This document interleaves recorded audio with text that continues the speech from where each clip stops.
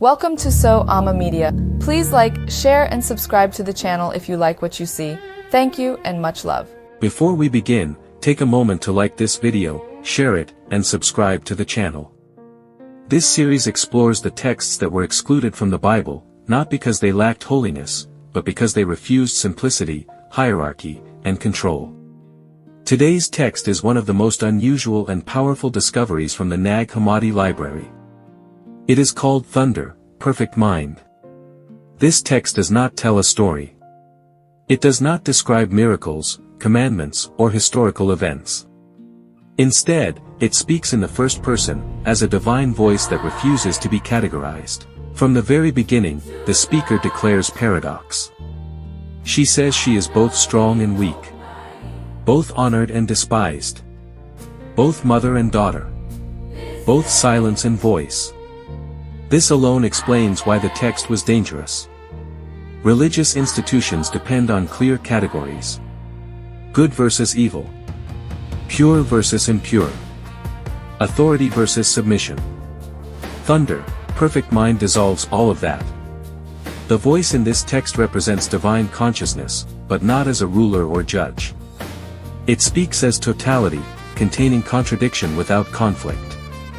It says, in essence, I am everything you separate. This is not theology meant to control behavior. It is consciousness speaking about itself. The divine here is not distant. It is intimate. It speaks through experience, through suffering, through joy, through humiliation, through power. One of the most unsettling aspects of this text is that it refuses moral labeling.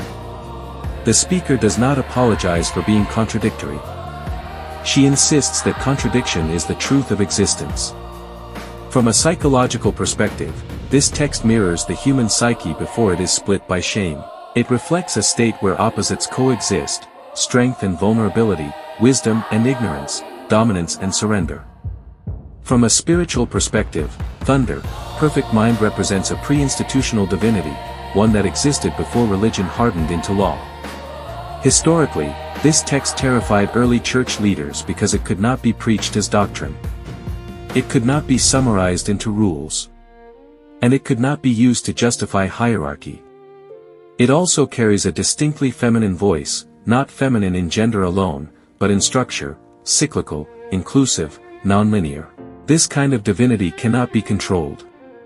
As Christianity moved toward empire, order, and obedience, a text like this became intolerable.